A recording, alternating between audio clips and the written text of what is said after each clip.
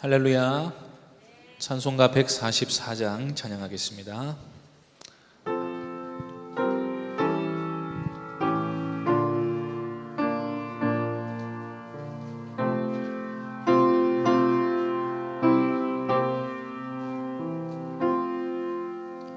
예수 나를 위하여 십자가를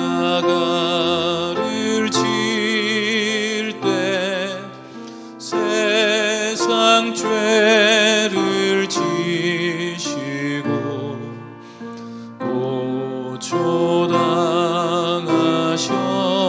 고초당하셨네.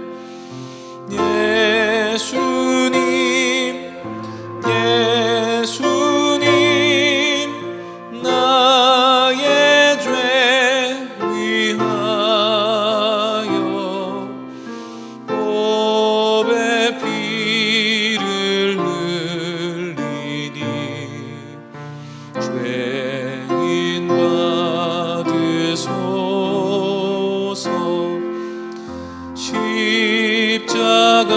십자가를 지심은 무슨 죄가 있나. 저 무지한 사람들 메시아 죽였네.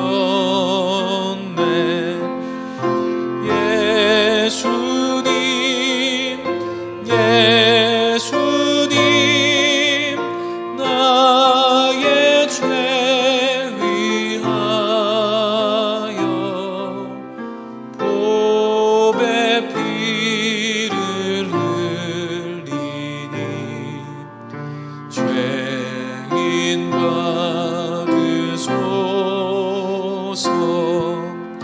피와 같이 붉은 죄 없는 이가 없네.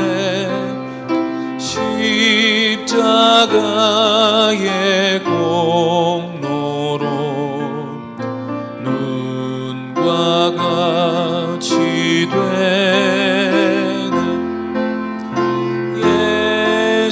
예수님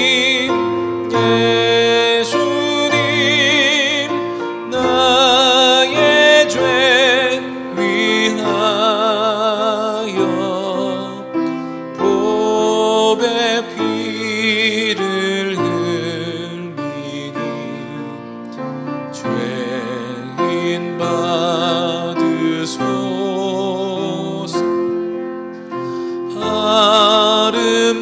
아름답다 예수여 나의 좋은 친구. 예수 공로 아니면 영원 형벌 받네. 예수님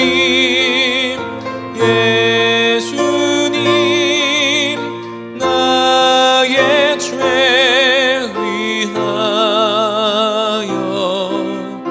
보배 피를 흘리니 죄인 받으소.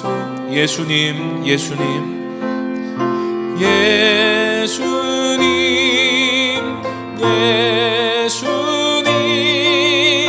나의 죄 위하여 보배 피를 흘리니 죄인 받으소서.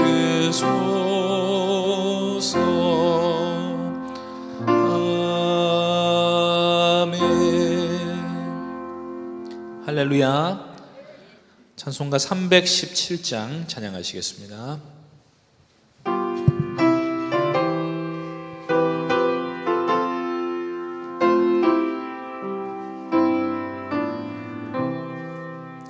내 주 예수 주신 은혜 한없건만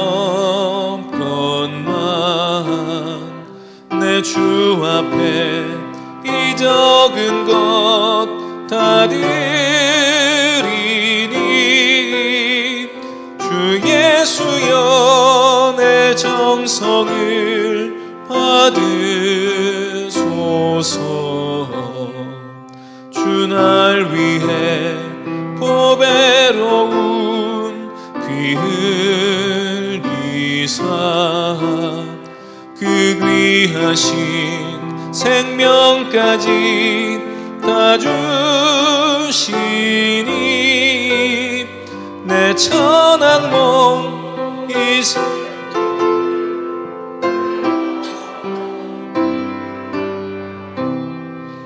주 예수께 빚진 것이 한없건만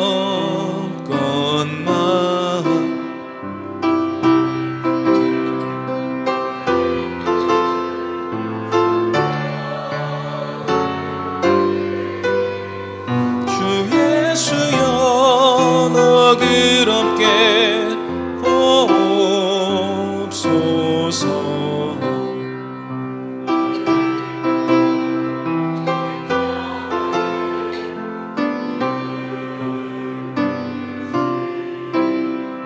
주 예수의 은혜로서 인치시고 내 모든 것 주의 소유 삼으소서. 주 날 위해 그 귀하신 몸 버리사 이 내 몸을 피값으로 사셨으니 내 생명도 주 예수께 바칩니다.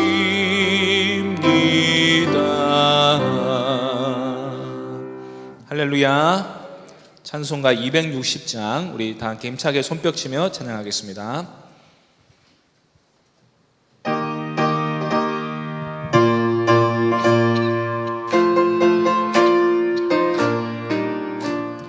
우리를 죄에서 구하시렴 주 예수 십자가 지셨으니 기쁘게 부르세 할렐루야. 나 구원 얻었네. 찬송하세 찬송하세 주님 나를 구하셨네. 찬송하세 찬송하세 주가 구원하셨네. 우리를 주께서 구했으니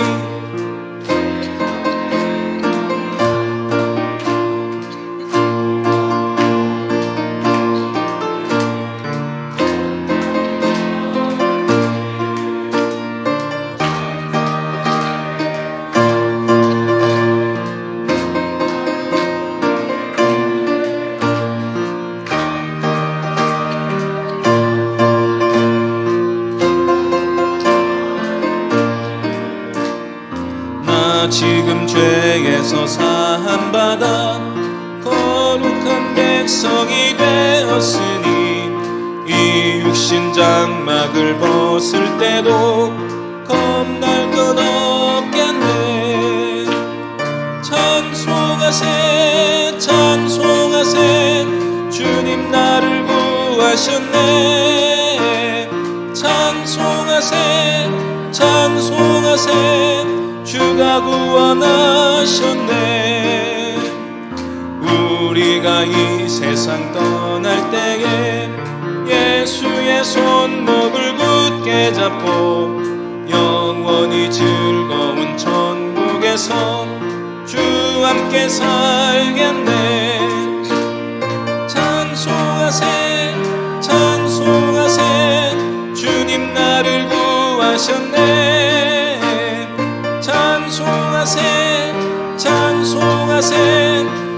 주가 구원. 3절 다시 찬양하겠습니다. 나 지금 죄에서 사함받아 거룩한 백성이 되었으니 이 육신 장막을 벗을 때도 겁날 것 없겠네.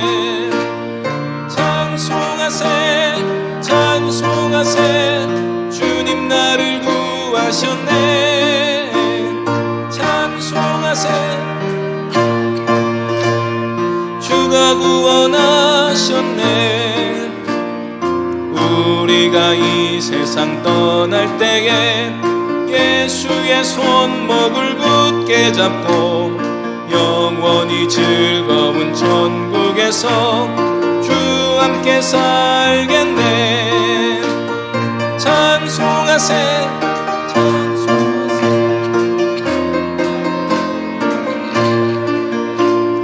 찬송하세 찬송하세 주가 구원하셨네. 찬송하세 찬송하세 찬송하세 주님 나를 구하셨네.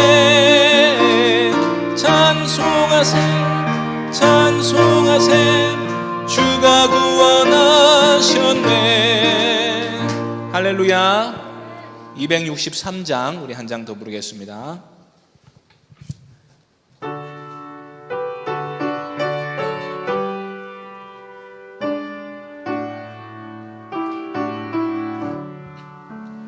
이 세상 험하고 비록 약하나 늘 기도 힘쓰며 큰 권능 얻겠네. 주의 은혜로 대속받아서 피와 같이 붉은 죄 눈같이 희겠네.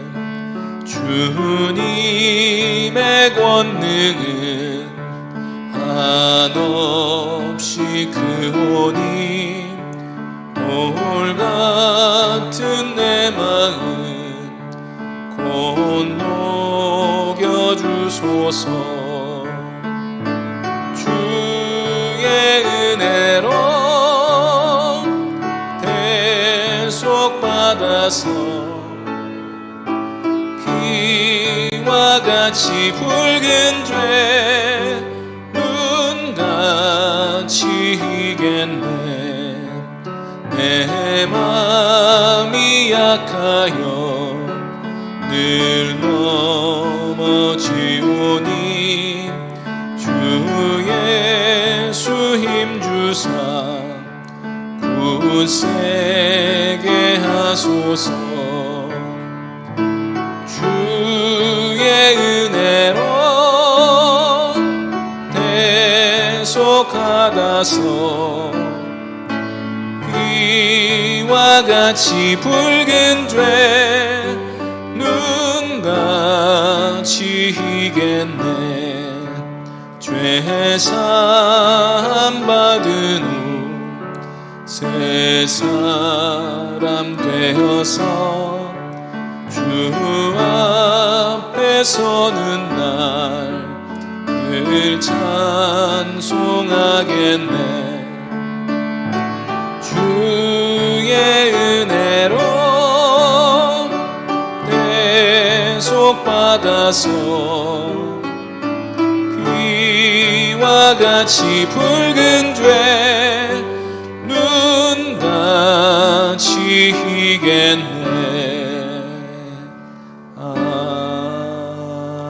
아멘. 묵도하심으로 수요 저녁 예배 하나님께 올려드리도록 하겠습니다.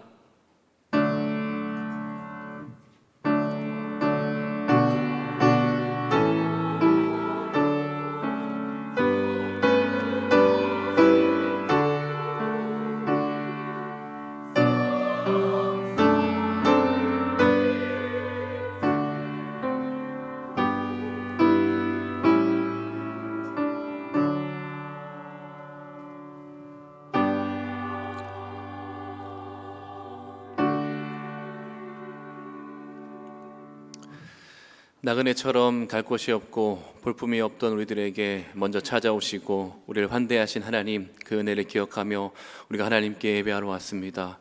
우리를 환대하신 그 은혜를 기억하며 은혜를 받으며 나아갈 때 주의 말씀 가운데 예배를 통하여서 큰 은혜를 허락하여 주시옵소서. 감사합니다. 예수님의 이름으로 간절히 기도드립니다.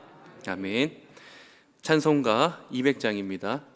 찬송가 200장 찬송하신 후에 우리 홍숙자 권사님 기도하시겠습니다. 찬송가 200장입니다.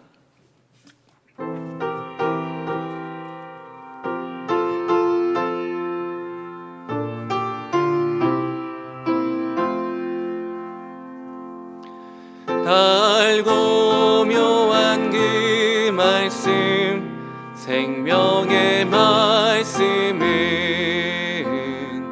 귀한 그 말씀 진실로 생명의 말씀이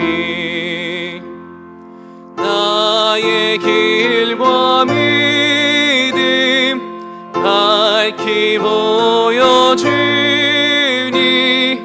아름답고 귀한 말씀 생명샘이로다.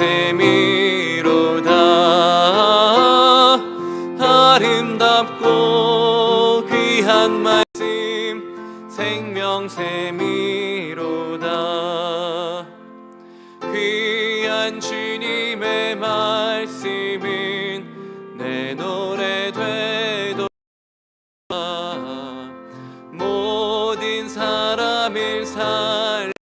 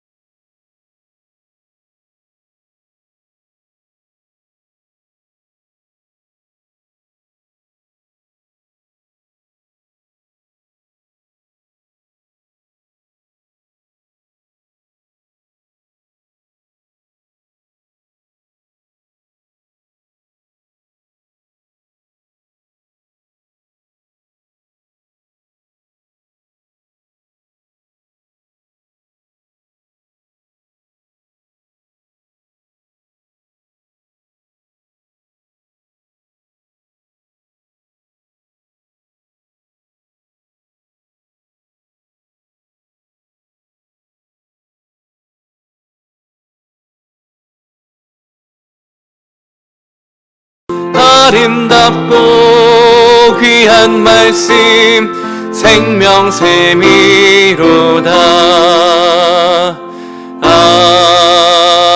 아멘.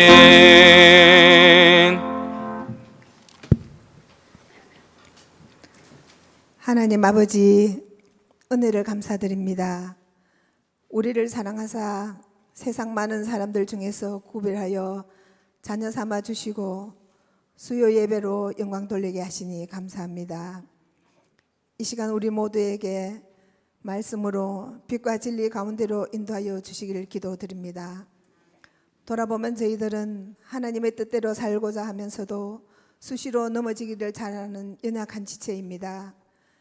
긍휼을 베풀어 주셔서 하나님의 말씀을 보고 듣고 깨달아 믿음이 장성하여 마음과 뜻을 다해 하나님을 사랑하며 이웃을 사랑하는 열매 맺는 삶이 되게 해주시며 그리스도의 몸된 교회를 위해 맡겨진 귀한 직분을 잘 감당하게 하옵소서. 이 시간 말씀을 전하는 목사님에게 성령 충만함을 부어주셔서 귀한 말씀을 잘 전하게 하시고 말씀 가운데 저희들이 하나님의 뜻을 잘 깨달아 주님을 닮아가는 은혜 내려 주시옵소서. 겨울 수련회를 두고 교육부서를 축복하셔서 말씀을 통해 하나님의 사랑을 알아가며 믿음이 장성하게 자라도록 인도하셔서 교회와 하나님의 나라를 세워가는 귀한 일꾼들이 되도록 축복하여 주옵소서. 하나님 아버지, 문화의 모든 가족들의 은혜 가운데 하나님 나라의 의와 희락과 평강을 누리도록 이끌어 주시옵소서. 특별히 육체의 연약함과 질고로 고통받는 분들을 회복시켜 주시고 말씀으로 늘 새 힘을 얻게 하시고 또 또 경제적으로 힘들어하는 많은 분들에게 일용할 양식을 넘치도록 부어주시길 기도합니다. 지금도 땅끝까지 복음을 전하기 위해 힘쓰는 국내외 선교사님들을 기억하셔서 많은 영혼들이 주님께 돌아오는 풍성한 열매 맺게 도와주시고 늘 주님 안에 보호하여 주시옵소서. 새 성전 건축도 예정보다 더 잘 진행되어 예배와 교육과 전도의 귀한 사명을 잘 감당하는 문화교회가 되게 해 주시옵소서. 마음과 뜻과 정성을 다해 드리는 베들레헴 찬양대의 찬양을 영광 중에 연락하시기를 원하며 우리를 죄에서 구원하신 예수님의 이름으로 기도드립니다. 아멘.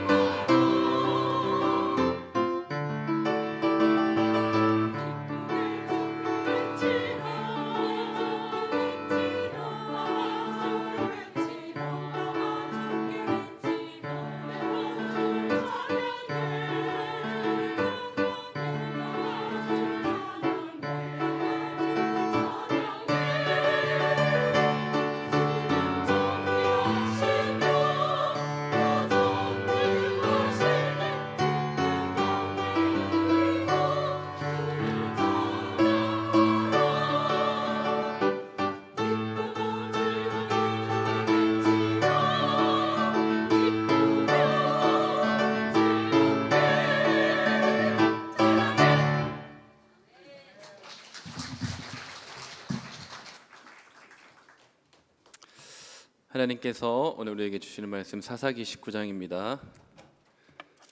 사사기 19장 말씀입니다.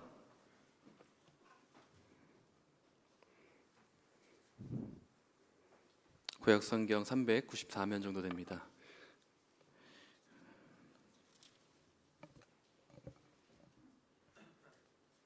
(19장) 전체를 교독하도록 하겠습니다. 이스라엘의 왕이 없을 그때에 에브라임 산지 구석에 거류하는 어떤 레위 사람이 유다 베들레헴에서 첩을 맞이하였더니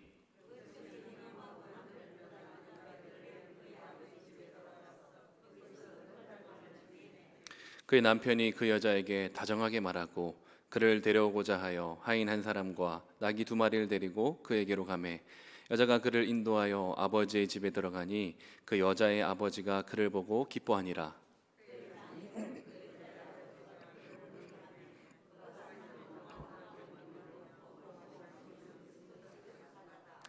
넷째 날 아침에 일찍 일어나 떠나고자 하매 그 여자의 아버지가 그의 사위에게 이르되 떡을 조금 먹고 그대의 기력을 돋은 후에 그대의 길을 가라 하니라.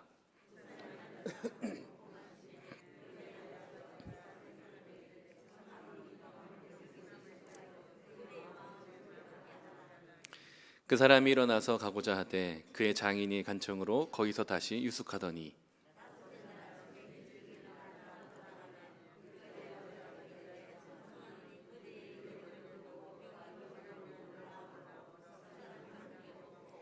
그 사람이 첩과 하인과 더불어 일어나 떠나고자 하매 그의 장인 곧 그 여자의 아버지가 그에게 이르되 보라 이제 날이 저물어 가니 청하건대 이 밤도 유숙하라. 보라 해가 기울었느니라. 그대는 여기서 유숙하여 그대의 마음을 즐겁게 하고 내일 일찍이 그대의 길을 가서 그대의 집으로 돌아가라 하니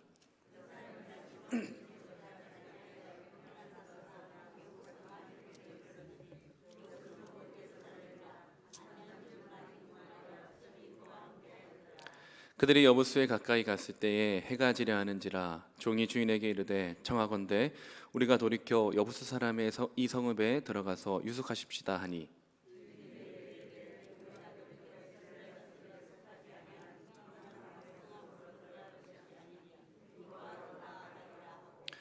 또 그 종에게 이르되 우리가 기브아나 라마 중 한 곳에 가서 거기서 유숙하자 하고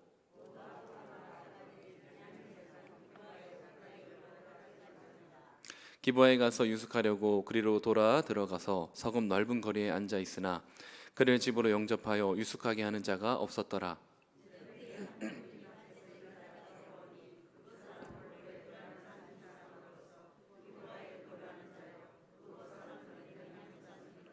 노인이 눈을 들어 성읍 넓은 거리에 나그네가 있는 것을 본지라. 노인이 묻되 그대는 어디로 가며 어디서 왔느냐 하니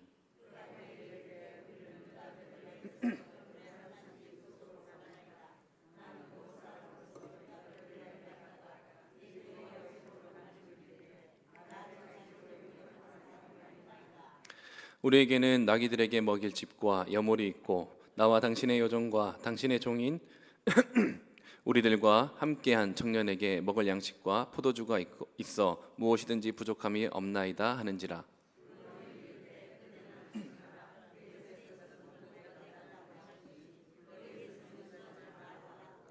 그를 데리고 자기 집에 들어가서 나귀에게 먹이니 그들이 발을 씻고 먹고 마시니라.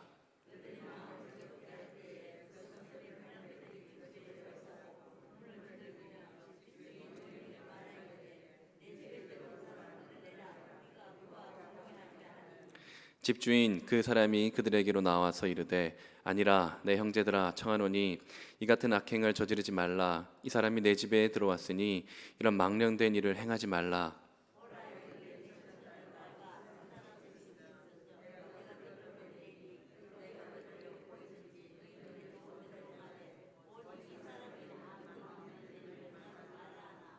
무리가 듣지 아니하므로 그 사람이 자기 첩을 붙잡아 그들에게 밖으로 끌어내매 그들이 그 여자와 관계하였고 밤새도록 그 여자를 능욕하다가 새벽 미명에 놓은지라.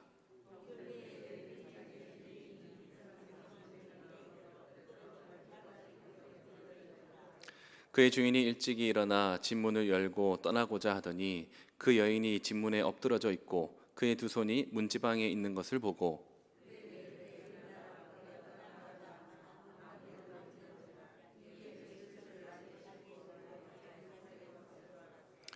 그 집에 이르러서는 칼을 가지고 자기 첩의 시체를 거두어 그 마디를 찍어 12덩이에 나누고 그것을 이스라엘 사방에 두루 보내매 그것을 보는 자가 다 이르되 이스라엘 자손이 애굽 땅에서 올라온 날부터 오늘까지 이런 일은 일어나지도 아니하였고 보지도 못하였도다.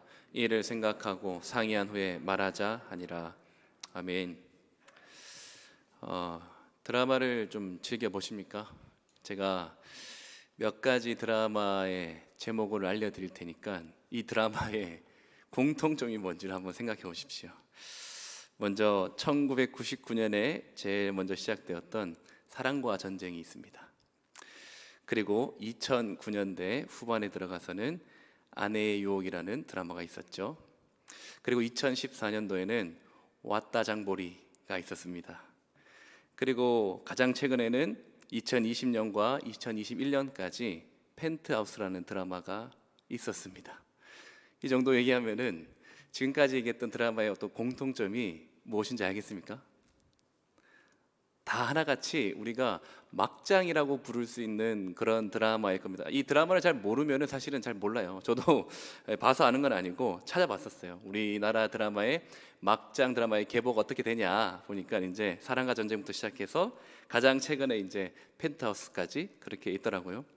특히 아내의 유혹은 이제 2009년에 이제 방영하면서 제 기억으로도 욕하면서 보는 드라마가 뭔지를 처음으로 보여준 그런 드라마였던 것 같아요. 예, 그리고 이제 왔다 장본에서는 드라마 내용은 하나도 모르지만 연민정이라는 아주 악역을 담당했던 그런 캐릭터가 유명했고요. 가장 최근에는 이제 코로나 시기에 이런 침체된 안방 분위기를 막장으로 이제 펜트하우스로 이제 뜨겁게 가장 쇼킹했던 드라마가 있었습니다. 여러분, 오늘 본문 전체를 제가 너무 긴데 한번 다 읽어야겠다라는 생각이 들었었습니다. 왜냐하면은 여러분, 오늘 본문을 다 읽고 나서 좀 어떤 생각이 좀 드셨어요?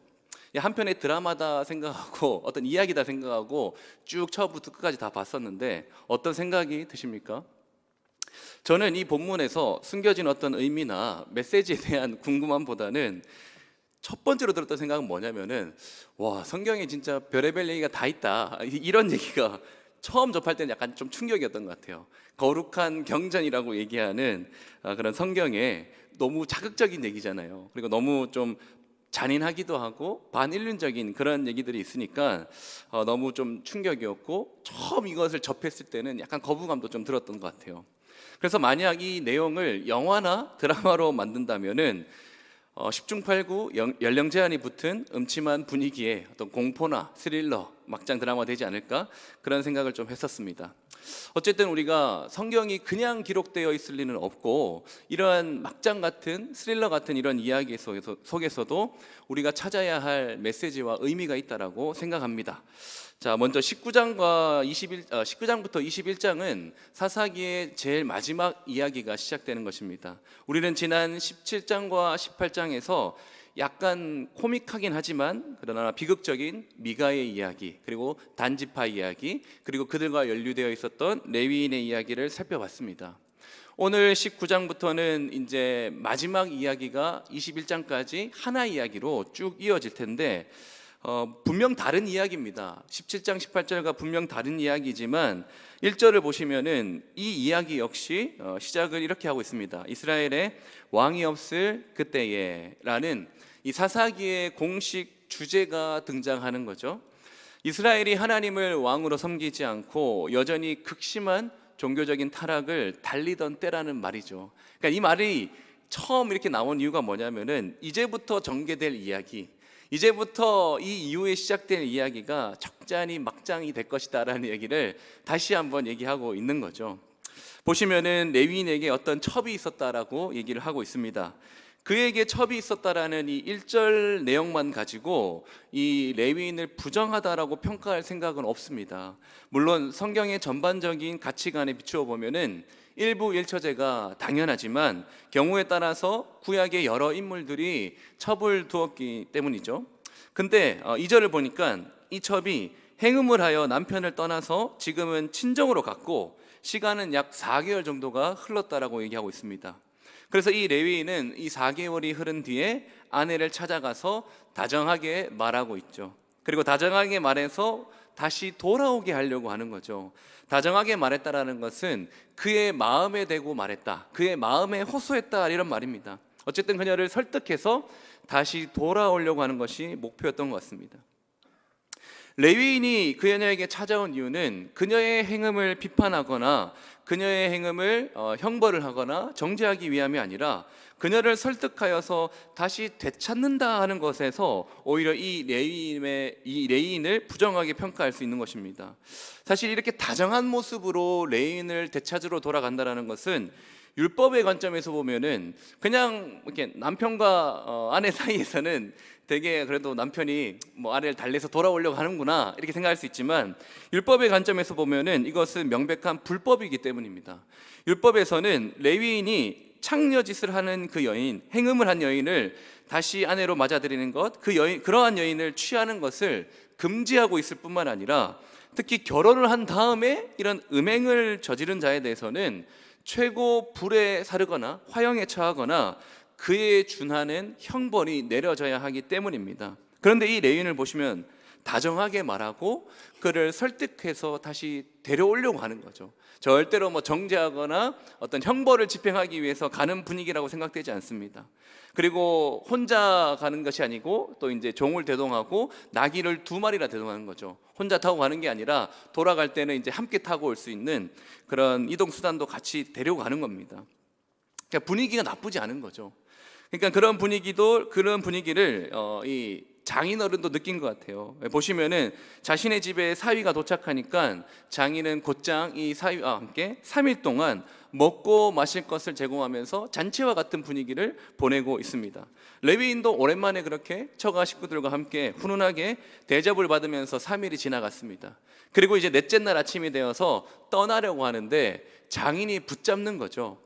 하루 종일 붙잡았습니다. 아침 일찍 떠나려고 했는데 왜 이렇게 일찍 가냐, 먼 길 가야 되니까 좀 먹고 기력을 돋운 후에 가라 해서 저녁 때까지 있었던 것 같아요. 그래서 이제 저녁이 되니까 장인이 어떻게 얘기합니까? 지금은 너무 늦었어, 지금 가면 너무 위험해, 그래서 하루를 그냥 묵고 다음날 가라라고 얘기해서 레위는 그때까지만 해도 그렇게 하루를 더 묵었습니다. 그리고 다음 날이 되었죠. 5째 날이 되었습니다. 근데 장인이 또 붙잡는 거예요. 그러니까 또 주저앉았습니다. 주저앉아서 이제 먹었어요. 이제 너무 오래 먹었죠. 그래서 이제 해가 질 때쯤까지 된 거예요. 그래서 이제 진짜 가려고 하니까 장인이 어떻게 합니까? 또 다시 붙잡는 거죠. 너무 늦었다면서. 그런데 이때는 레위인이 좀 다릅니다. 이제는 너무 오래 머물렀지 않습니까? 너무 오래 머물렀기 때문에 마음은 이미 정한 것 같고 5째 날 저녁이 다 되어서야 처가를 겨우 빠져나오게 됩니다. 그럼 여러분, 이 장인이 왜 이렇게 떠나려고 하는 사위를 계속해서 붙잡으려고 했을까요? 그냥 환대하는 정도가 아니라 너무 필사적이고 좀 절박해 보이는 그런 느낌도 있지 않습니까? 왜 이렇게 행하는 걸까요? 장인어른을 왜 자꾸 이렇게 붙잡는 거예요? 떠나려고 하는 거를. 근데 이건 사실 지극히 당연한 겁니다. 왜냐하면 상황을 전부 생각해 보시면은 자기 딸이 음행을 저질렀어요. 자기 딸이 음행을 저질렀고 친정으로 지금 피신한 상태에서 사위가 찾아온 겁니다. 율법에 의하면은 화형에 처하거나 그에 준하는 형벌이 내려져야 하는 아주 큰 위기 상황이라는 거죠. 그러면은 아버지 입장에서 어떻게 할까요? 최대한 그 사위의 마음이 풀어지고 또다시 앞으로는 절대로 이런 일이 발생하지 않도록 딸을 좀 잘 맡기고 잘 봐달라는 뜻에서, 딸을 가진 부모라면은 누구나, 딸을 가진 아버지라면 누구나 그렇게 했을 마음이죠. 우리나라도 옛날에 이제 사위가 오면은 씨암탉을 잡아준다는 말이 있지 않습니까? 사위 그 자체가 예뻐서 그런 거 아니잖아요. 자기 딸, 내 딸 고생시키지 말고 잘 봐달라는 말 아닙니까? 장인어른도 그 정도 수준에서 자기의 딸을 생각해서 이렇게 처절하게 매달렸던 것 같습니다. 어쨌든 5일 만에 자기의 첩을 데리고 이 레위는 그 처가를 나옵니다. 근데 문제가 뭐냐면은 너무 늦게 빠져나온 거예요. 해가 질 때쯤 이미 해가 다 기울었을 때쯤 빠져나와서 얼마 못 가서 다시 길에 유숙해야 될 상황이 벌어지게 된 것이죠. 이제부터 문제는 어디서 하루를 묵을 것인가, 어디서 이 간밤을 보낼 것인가입니다. 11절에 먼저 하인이 제안을 합니다. 하인이 먼저 이렇게 얘기하죠. 지금 우리가 당장 들어갈 수 있는, 지금 해가 저물렀고 지금 바로 근처에 있는 여부스에 들어가서 유숙하자. 여부스는 예루살렘의 옛말이거든요. 근데 지금은 아직 이스라엘 백성들이 그 땅을 차지하지 못할 때였습니다. 그래서 그 여부스에는 가나안 민족들이 살고 있는 때였습니다. 그래서 이제 그렇게 이제 유숙하자라고 얘기했지만 주인의 생각이 좀 달라요. 우리 12절을 같이 한번 읽어보겠습니다. 12절입니다. 주인이 그에게 이르되 우리가 돌이켜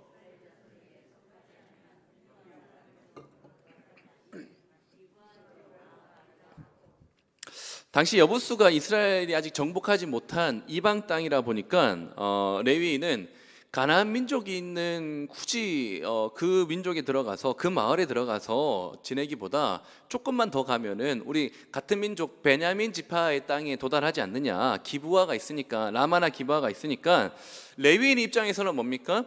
푸대접을 받을 수 있는 상황을 피하고 더 안전하고 좋을 것이라고 생각하는 상황을 선택하는 것이 당연하겠죠. 그러나 결과적으로 레위인과 그의 일행은요, 푸대접을 피하는 정도가 아니라 완전히 나쁜 결과를 거기에서 맞이하게 됩니다. 15절을 우리가 한번 같이 읽어보겠습니다. 15절입니다. 기브아에 가서 유숙하려고 그리로 돌아 들어가서 성읍 넓은 거리에 앉아 있으나 그를 집으로 영접하여 유숙하게 하는 자가 없었더라. 분명 같은 민족이 살고 있는 땅이 들어왔잖아요, 그렇죠? 그런 땅에 들어왔는데 아무도 이 레위인 일행을 반겨주지 않는 겁니다. 이대로 레위인이 계속해서 지내게 되면은 땅에서 올라오는 한기와 또 밤하늘의 찬 공기, 위아래로 차가운 그 공기에 노출돼서 거의 뭐 객사할 위기에 그런 위태로운 상황에 놓여 있습니다. 사실 율법을 하나님의 뜻으로 알고 있고 하나님의 백성이라고 하는 이 이스라엘 백성들이 제사장 나라로 살아가야 하는 백성들이 이렇게 하면 안 되죠.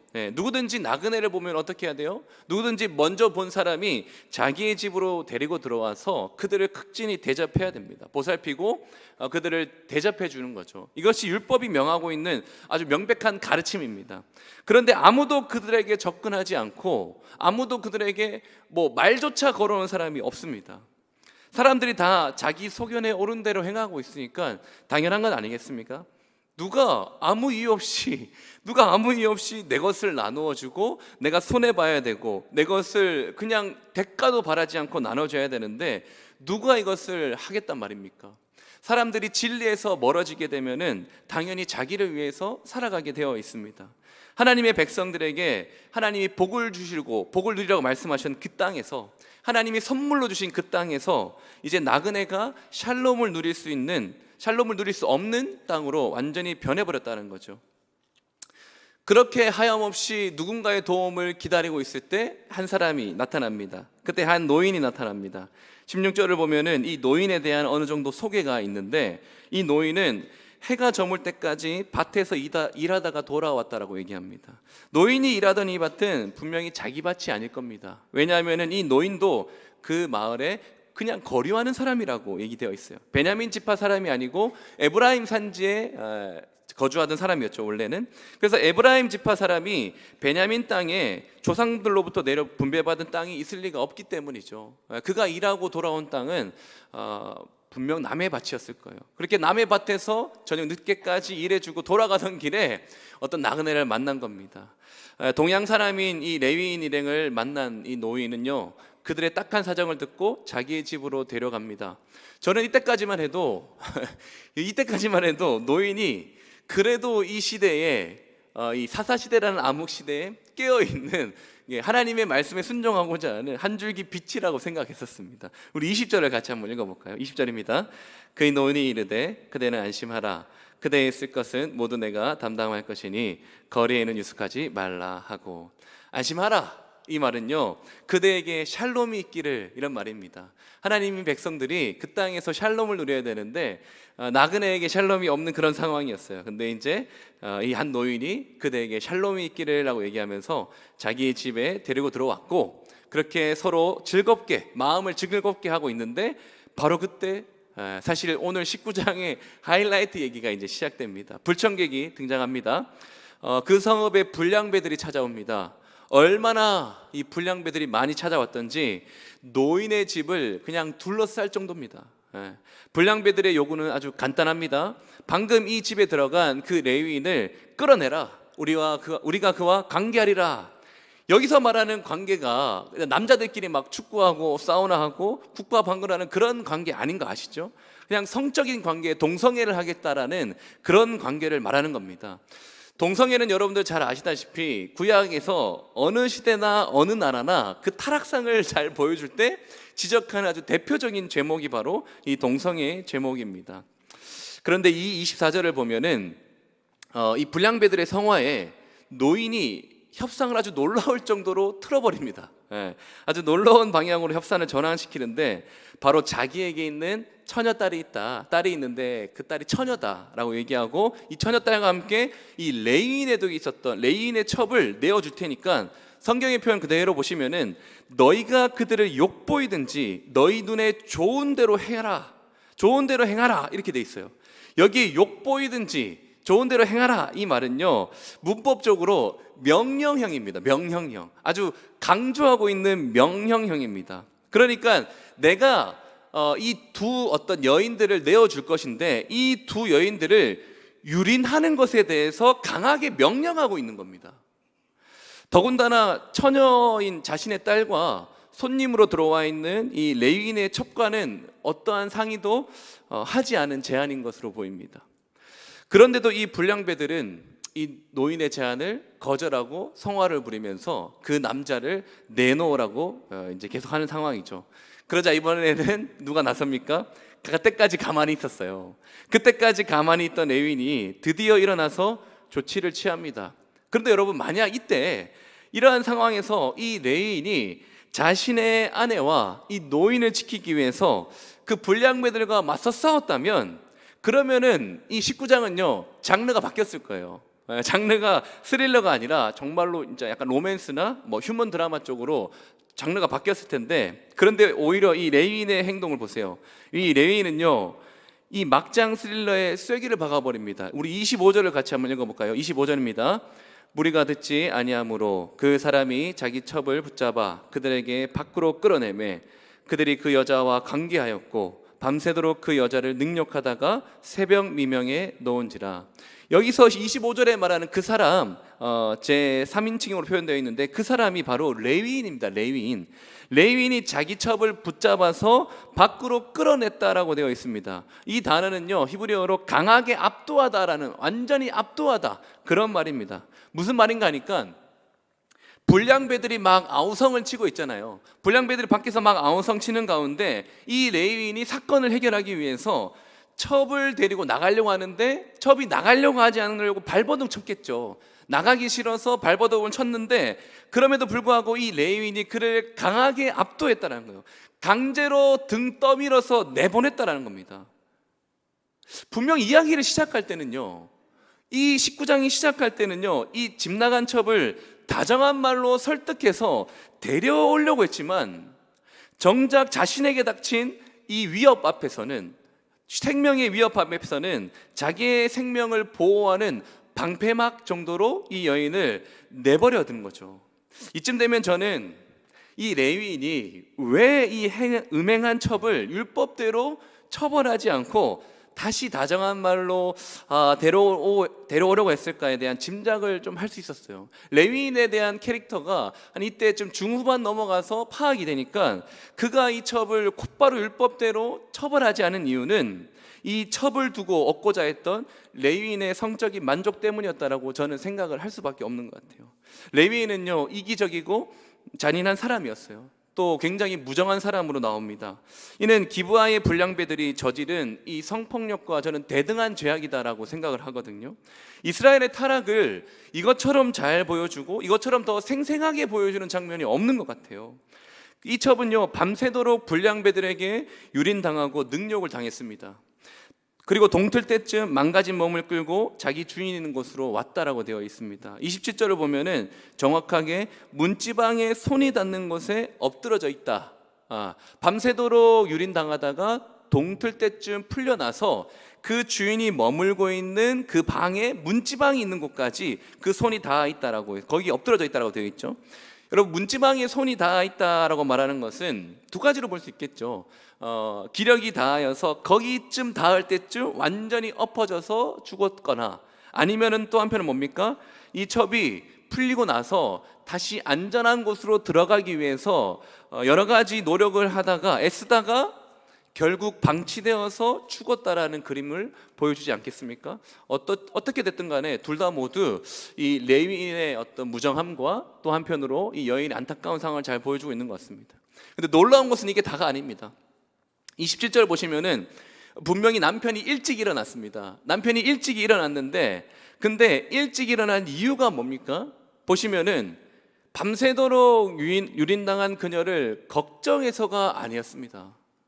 아침에 일찍 서둘러서 짐을 꾸린 후에 이 위험한 성읍을 한 시간도 빨리 떠나려고 하는 거예요. 이것을 빨리 떠나자고 아침 일찍 일어난 거예요.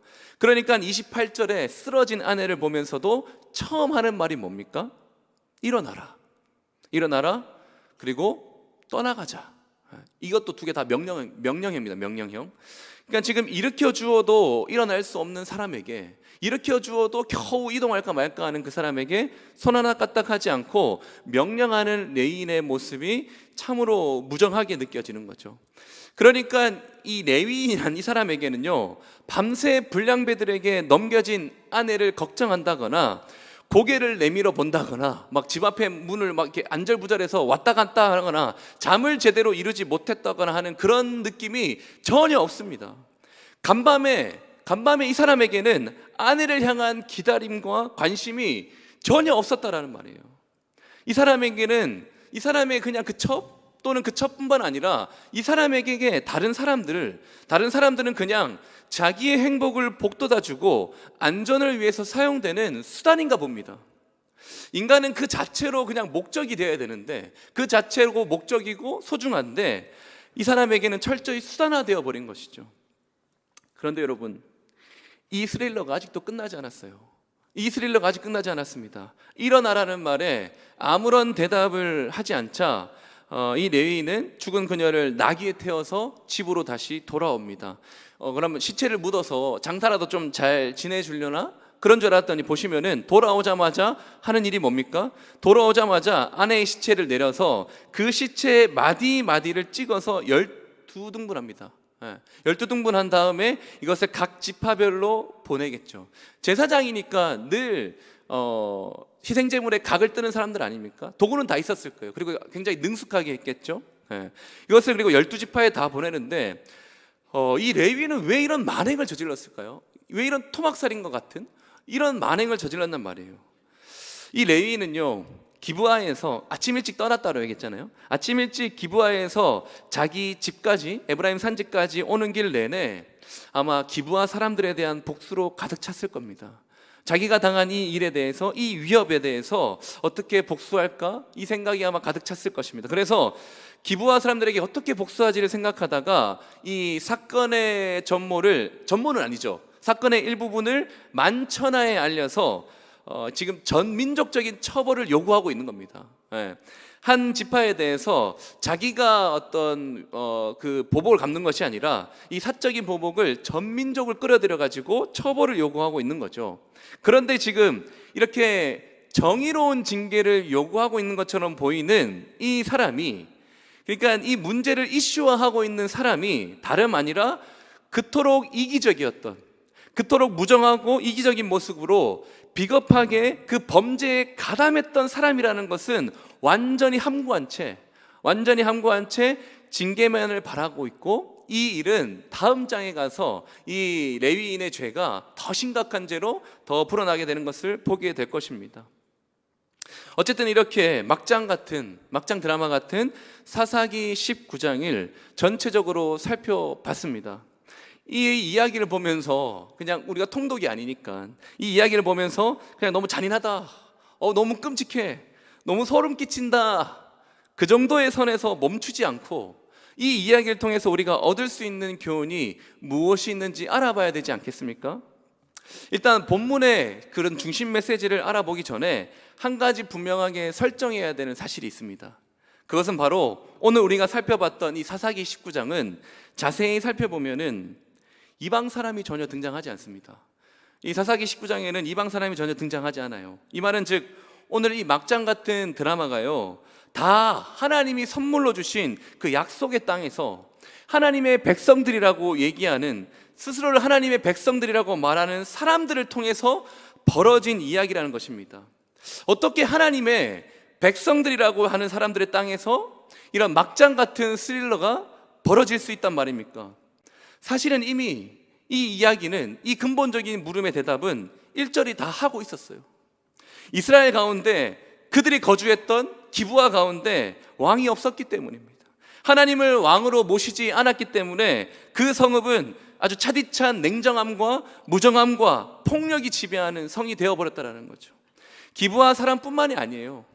기브아 사람뿐만이 아니고 오늘 등장하는 인물 전체가 하나님의 백성이라고 불리우고 하나님이 주신 그 약속의 땅에 살고 있지만 절대로 하나님을 왕으로 인정하지 않고 자기 소견에 옳은 대로 살아가는 사람이라는 것을 19장에 등장하는 인물 전체가 다 고발하고 있습니다. 먼저 레위인은 뭡니까?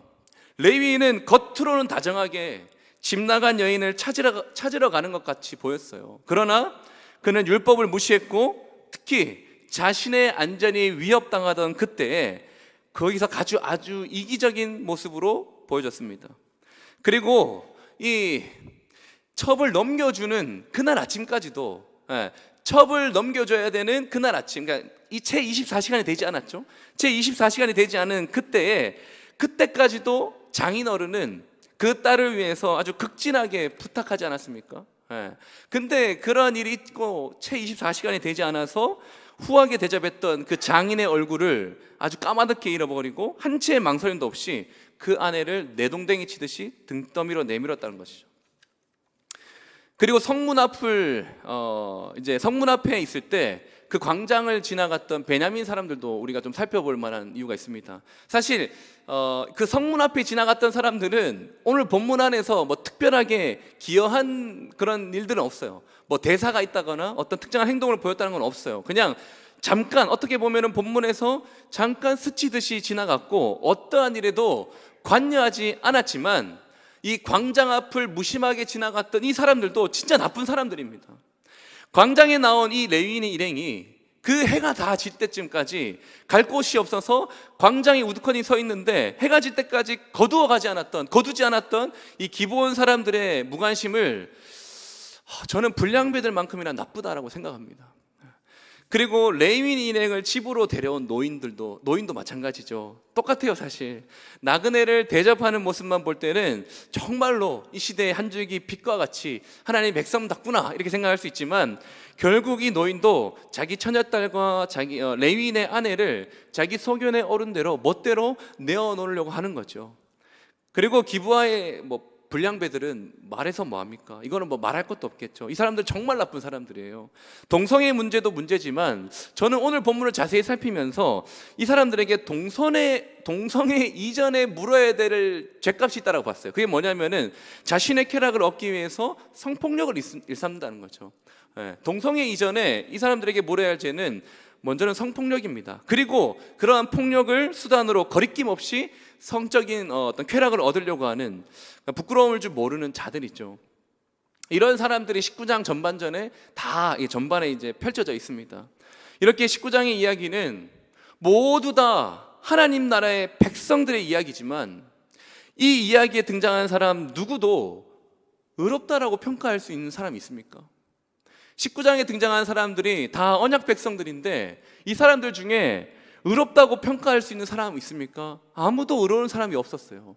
아무도 하나님 보시기에 의를 행하거나 하나님의 율법을 지켜 행하는 사람은 없었습니다.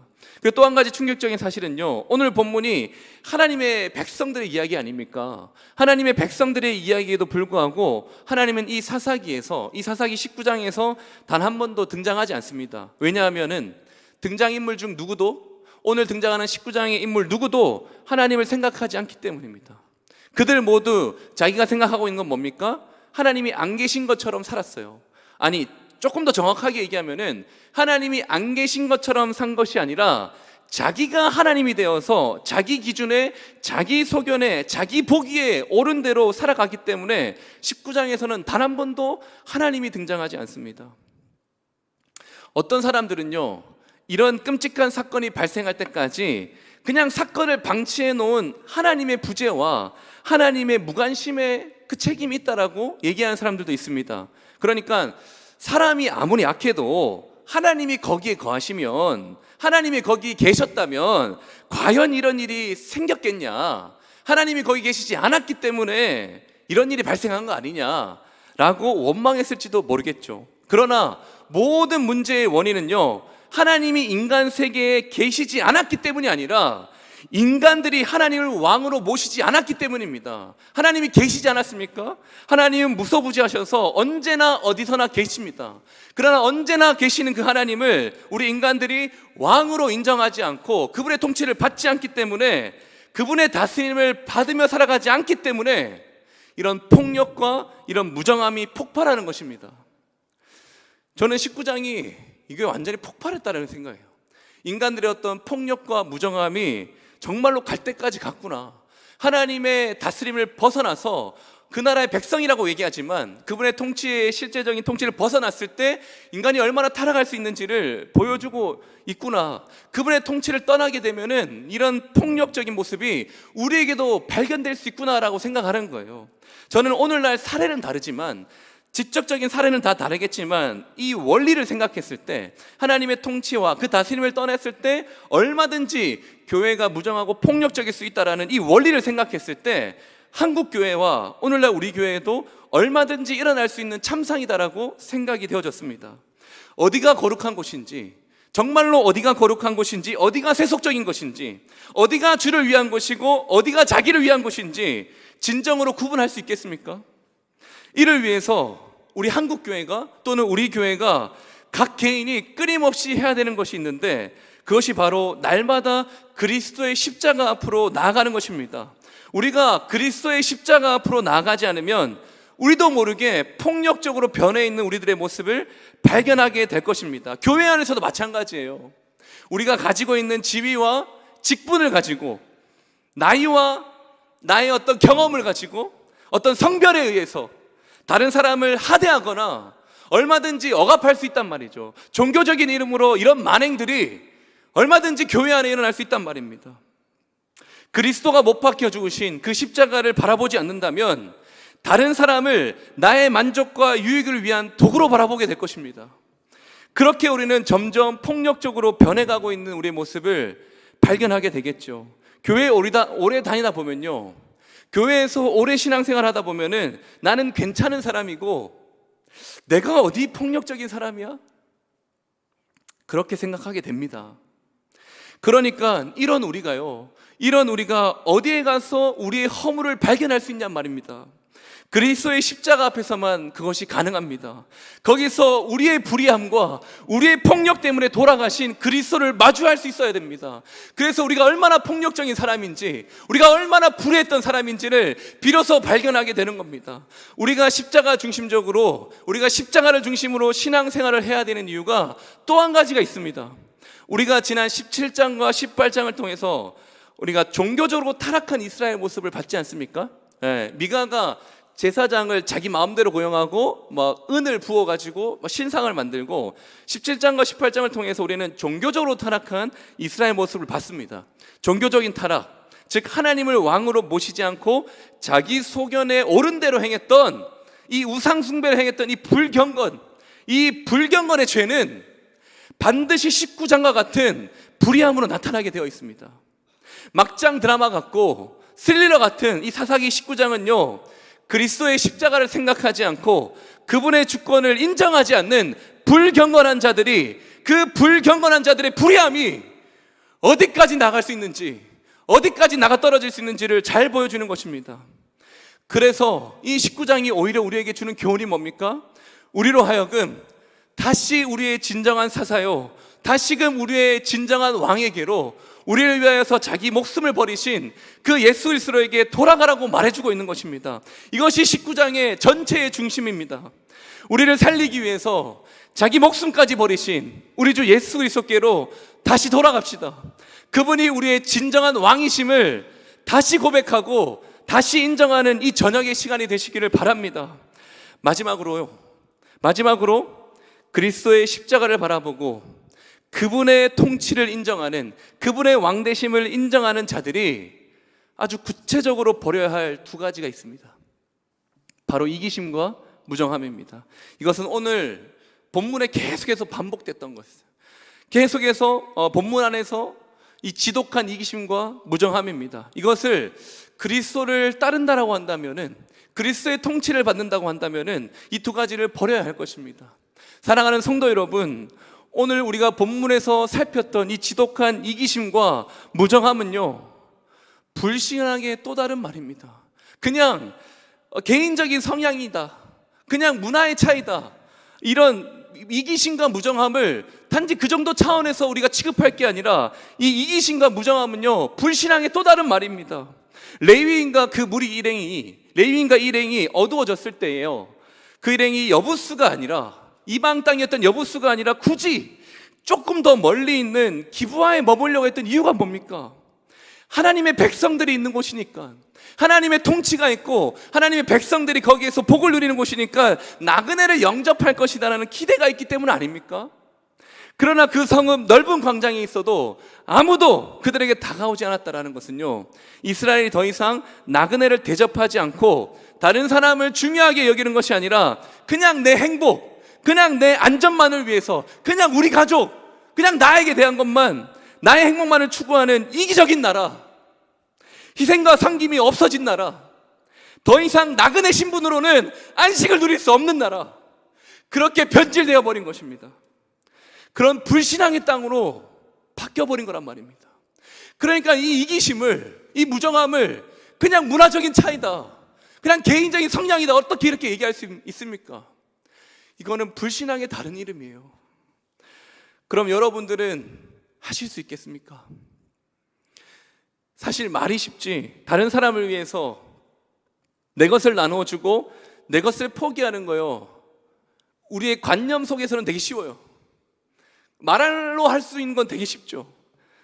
근데 내가 내 것을 나누어줄 때, 즉 내 것을 받게 되는 저 사람이 아무것도 한 게 없는데, 내가 내 것을 나눠주고 아무것도 한 것이 없이 받게 되는 저 사람을 생각할 때, 이거 내가 땀 흘리고 내가 수고한 건데, 내가 시간을 들여서, 내가 재능을 꽃피워서 내가 수고하고 노력한 건데, 근데 저 사람 아무것도 하지 않고 내 것을 그냥 쏙 가져간다? 이렇게 이해타산적으로 생각하잖아요.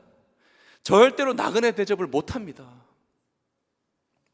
여러분, 나그네라고 얘기하는 게 뭡니까? 나그네라고 얘기할 때는 낭만적인 삶을 살아가는 그런 사람을 말하고 싶은 게 아니죠. 예.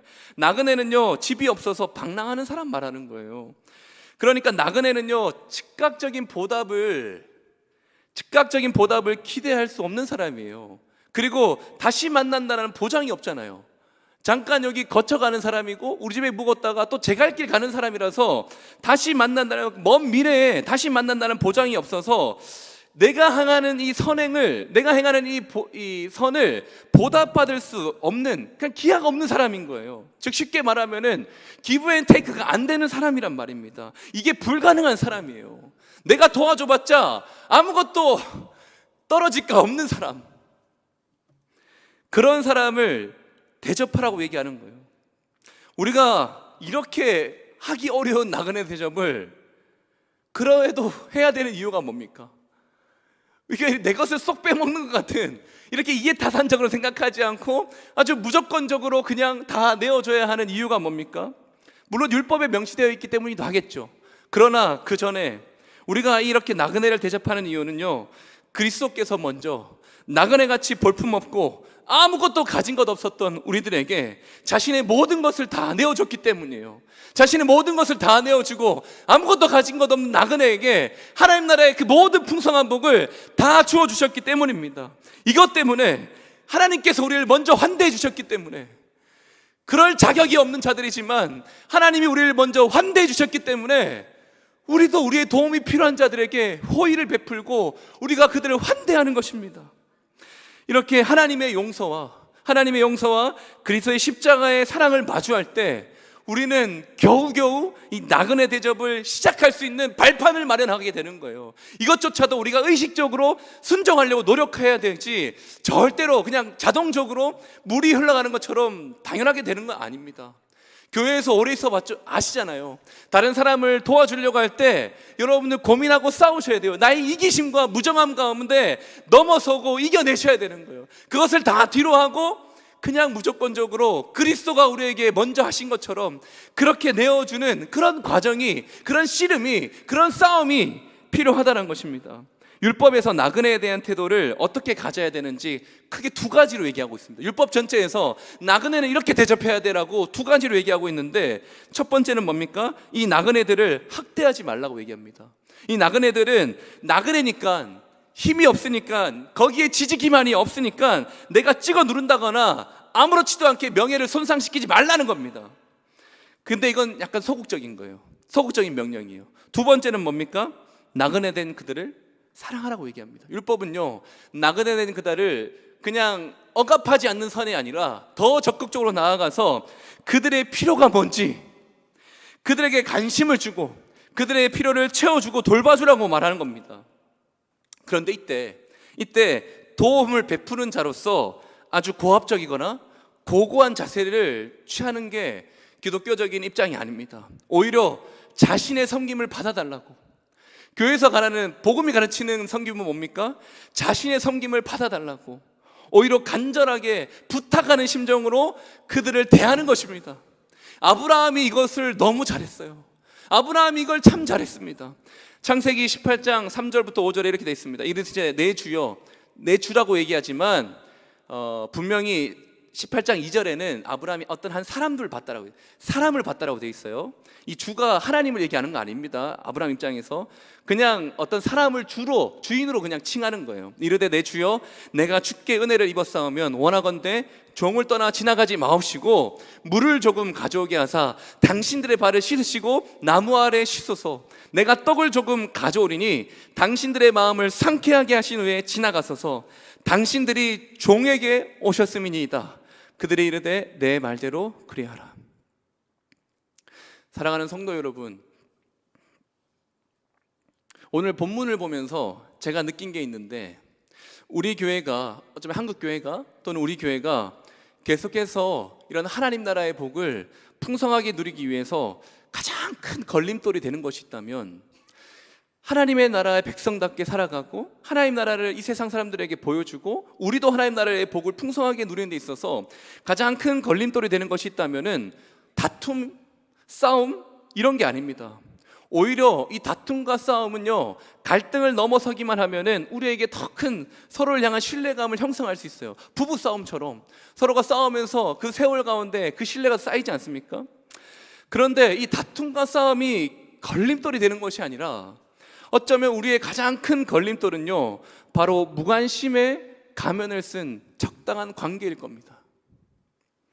오늘 본문에서 봤던 누군가에게 도움이 절실했던 나그네처럼 당장 우리 주변에 어떤 사람들이 도움이 필요하지? 그 도움이 필요한 사람들에게 어떤 종류의 도움이 필요하지? 정서적인 도움일 수도 있고 물질적인 도움일 수도 있고 시간을 내어주는 도움일 수도 있고 지식을 나누어주는 도움일 수 있어요. 근데 얼마나 우리가 이것을 알고 있냔 말이에요. 우리 주변에 나그네 같은 사람으로 우리의 도움을 받아야 되는 사람이 누가 있지? 그리고 내가 그들에게 어느 정도로 어떻게 섬겨야 되지에 대한 관심과 이해가 있냔 말입니다. 우리는 더 큰 문제가 뭐냐면은 그것을 알고 싶어 하지 않을 뿐만 아니라 알고 싶어 하지도 않는 그러한 적당한 관계를 계속해서 유지하려고 한다는 거예요. 그래서 우리가 이 이기심과 이 지독한 무정함을 넘어서야 합니다. 이 적당한 관계를 유지하고 싶은 그 마음을 넘어가야 합니다. 그냥 물 흘러가듯이 자연스럽게 되는 거 아니에요. 더 관심을 가지고 그 사람이 하는 말과 행동에 대해서 더 깊이 들어가는 거예요. 너무 오지랖이라 생각하는 거 아닐까? 내가 너무 좀 이렇게 너무 좀 그렇게 하는 거 아닌가? 더 들어가시는 겁니다. 성도의 교제를 어떤 이해관계나 어떤 목적을 위해서가 아니라 그리스도 안에서 우리를 교회로 부르셨다라는 그 진리 하나 믿고 우리가 한 몸 되게 하셨다라는 그 진리에 대한 이해와 우리가 한 울타리 안에서 서로 다른 모습으로 살아가지만 서로 다양한 은사를 주심으로 하나 되게 하셨다라는 그 사명감 가지고 서로의 관계에 더 들어가는 겁니다. 그 사명감을 가지고 교제하는 겁니다. 사실 날마다 그리스도의 십자가를 생각하면서 나의 이기심과 나의 무정함을, 그 정욕을 이겨내는 것입니다. 어쩌면 이것이 우리 교회가 더 도약해야 할 당장의 문제인지도 모르겠습니다. 벌써 여러분 올해도 한 달이 지나갔어요. 오늘 2월달 첫날 아닙니까? 벌써 올해도 한 달이 지나갔고요. 올해는 우리 교회가 새로운 교회당에 들어가게 될 것인데, 건물만 새로워지는 것이 아니라 우리의 이런 성도의 교제가, 우리의 교제가 더 새로워졌으면 좋겠습니다. 우리의 교제의 깊이가 새로워지고 우리 교제의 범위가 더 새로워지고 다양해졌으면 좋겠습니다. 그래서 우리만 하나님 나라의 복을 누리고, 그것도 중요하지만 다음 세대들에게 이 땅의 무정함과 이기심이 폭발적으로 일어나는 그 악한 세대 가운데 살아가야 할 그 다음 세대들에게 하나님 나라의 복이 풍성하게 넘치는, 이기심과 무정함이 발디딜 곳이 없는 이 문화교회를 다음 세대에게 넘겨줘야 되지 않겠습니까? 이것을 생각하면서 우리가 교회만 새로워지는 거 아니라, 건물만 새로워지는 것이 아니라 날마다 그리스도의 십자가를 생각하며 우리의 교제와 서로 사랑함으로 하나님 나라의 복을 아주 폭발적으로 누리는 우리 교회 되기를 간절히 바랍니다. 하나님 아버지, 감사합니다.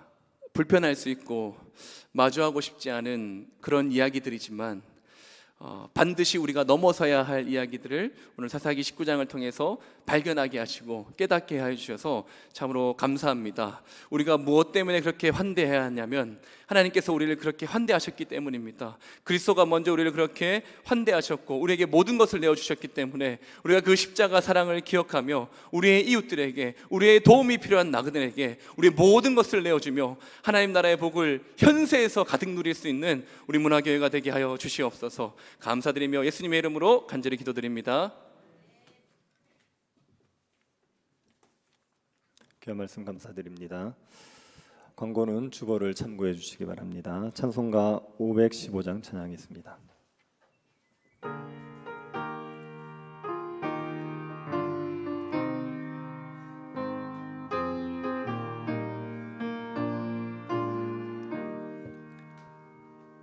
눈을 들어 하늘 보라. 어지러운 세상 중에 곳곳마다 상한 영의 탄식 소리 들려온다. 빛을 잃은 많은 사람, 길을 잃고 헤매이며 당자처럼 기진하니 믿는 자여 어이할꼬. 눈을 들어 하늘 보라. 어두워진 세상 중에 외치는 자만 건나는 생명수는 말라서라. 죄를 대속하신 주님 선한 일꾼 찾으시나. 대답하리 어디 있나. 믿는 자여 어이할꼬. 눈을 들어 하늘 보라. 살아계신 주 하나님 약한 자를 부르시어 하늘 뜻을 전하셨다. 생명수는 홀로 예수 처음이요 나중이라. 주님 너를 부르신다. 믿는 자여 어이할꼬. 눈을 들어 하늘 보라. 사신 그리스도 만 백성을 사랑하 오래 참고 기다리네. 인내하신 우리 구주 의의 심판하시는 날 곧 가까이 임하는데 믿는 자여 어이할꼬. 몇 가지 기도 제목 가지고 같이 기도하겠습니다. 우리에게 날마다 십자가의 은혜를 허락하여 주시기를 구합시다. 하나님께서 우리의 마음에 있는 무정함과 이기심을 십자가로 죽여주셔서 하나님의 사랑이 우리 안에 풍성하게 하시고 우리가 나그네까지도 사랑으로 대할 수 있는 교회가 될 수 있도록 하나님께서 은혜 베풀어 주시기를 구합시다. 새 교회당 건축을 위해서 기도해 주십시오. 5층 벽체 또 6층 바닥보슬 공사가 안전하게 진행될 수 있게 해주시기를 기도해 주시고 날마다 수고하는 건축위원회 위로와 능력을 더하여 주시기를 기도해 주시기 바랍니다. 주일학교 겨울 사역들 가운데 성령 역사를 허락하여 주시기를 기도해 주십시오. 성령께서 아이들에게 역사하셔서 예수 그리스도의 십자가를 믿음으로 고백하게 하시고 그 십자가의 은혜를 누려서 복음의 증인으로 살기를 소원할 수 있도록 은혜 베풀어 주시기를 기도해 주시고, 우리 도강중 씨 위해서 기도해 주십시오. 곧 퇴원을 할 것 같다고 얘기하는데 하나님의 은혜 가운데 잘 회복되어서 다시 예배를 회복할 수 있게 달라고 기도해 주시고, 이영식 집사님도 건강을 잘 회복 중에 있습니다. 온전하게 회복되어서 다시 예배할 수 있게 달라고 기도해 주십시오. 항암 치료 중인 성도들 위해서 기도해 주시고, 거동이 불편하신 분들이 있습니다. 우영건 권사님, 이병렬 집사님, 그리고 최경희 권사님도 지금 병원에 입원해 계십니다. 이민자 권사님 넘어지셔서 지금 거동이 많이 불편한데 잘 회복될 수 있도록, 이종문 집사님, 강영태 집사님, 그리고 우리 이성원 권사님 지금 팔 골절과 목 디스크로 좀 불편하신데 잘 회복될 수 있도록, 건강히 잘 회복될 수 있도록 기도해 주시기 바랍니다. 믿음이 연약한 성도들 다시 믿음을 회복하여서 예배에 참여할 수 있게 달라고 같이 한번 기도하도록 하겠습니다. 자비하신 하나님, 저희들에게 날마다 십자가의 은혜를 허락하여 주셔서 믿음으로 살아가게 하신 하나님께 감사드립니다. 하나님 아버지, 저희들 가운데 있는 깨어지지 않는 이기심과 무정함들이 십자가의 능력으로 말미암아 깨어질 수 있도록 은혜를 내리워 주옵소서. 하나님을 사랑하게 하십시오. 이웃을 내 몸처럼 사랑하게 하여 주옵소서. 나그네들을 주님 대하듯이 대할 수 있는 은혜가 우리 가운데 있게 하여 주시기를 원하옵나이다. 참으로 은혜가 있어서 하나님 우리 가운데 사랑이 넘쳐서 하나님 연약한 자들을 돌보는데 힘쓰는 교회가 되게 하여 주시고, 이 땅의 많은 사람들에게 예수 그리스도의 사랑을 드러낼 수 있는 교회가 될 수 있도록 허락하여 주시옵소서. 하나님, 우리의 마음들이 세상으로 말미암아 굳어지고 우리의 정력으로 말미암아 굳어지지 아니하도록 주님께서 은혜를 베풀어 주옵소서. 십자가로 말미암아 날마다 부드러운 마음을 가지게 하여 주셔서 하나님 연약한 자들, 하나님 가난한 자들, 하나님 고통 가운데 있는 자들을 긍휼의 마음으로 대할 수 있도록 주님께서 우리의 마음을 주장하여 주옵소서. 교회 가운데 주님께서 새 교회당 건축을 허락하여 주시니 감사드립니다. 하나님 아버지의 은혜 가운데 건축이 순조롭게 진행되게 하여 주시고, 하나님의 은혜로 이 가운데 예배당을 통하여서 저희가 더 하나님의 나라의 복을 누리고 복음을 더 잘 전할 수 있도록 은혜를 베풀어 주옵소서. 이 땅에 죽어있는 많은 사람들을 예수 십자가의 복음으로 구원하는 일에 쓰임받는 교회당이 될 수 있도록 은혜 내리워 주옵소서. 하나님 아버지께서 건축의 은혜 가운데 날마다 지혜를 주시고 능력을 주셔서 은혜 가운데 감당할 수 있도록 주님 허락하여 주옵소서.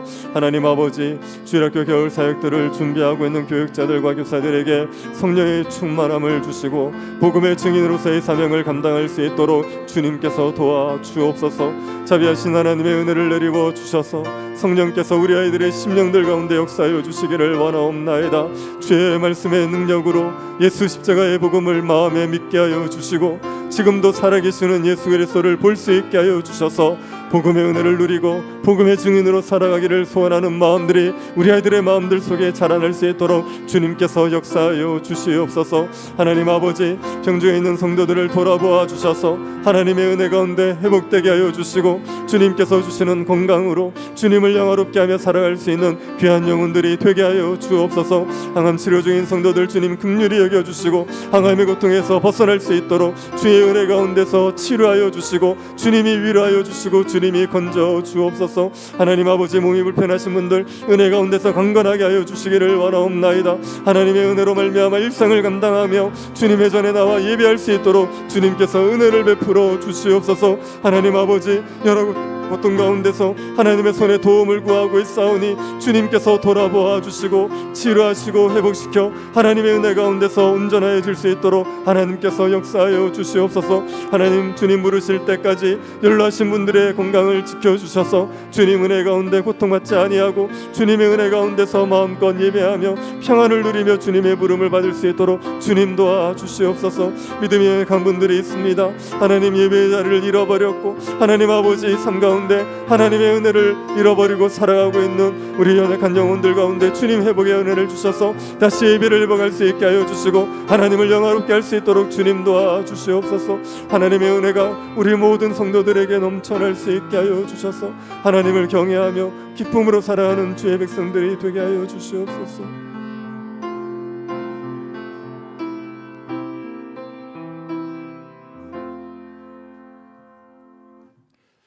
지금은 우리 주 예수 그리스도의 은혜와 하나님의 사랑과 성령의 교통하심이 예수 그리스도의 십자가의 은혜 가운데 무정함과 이기심을 깨뜨리고 긍휼의 마음으로 살아가기를 소원하는 사랑하는 주의 백성들의 머리 위에 지금으로부터 영원토록 함께 있을지어다. 아멘.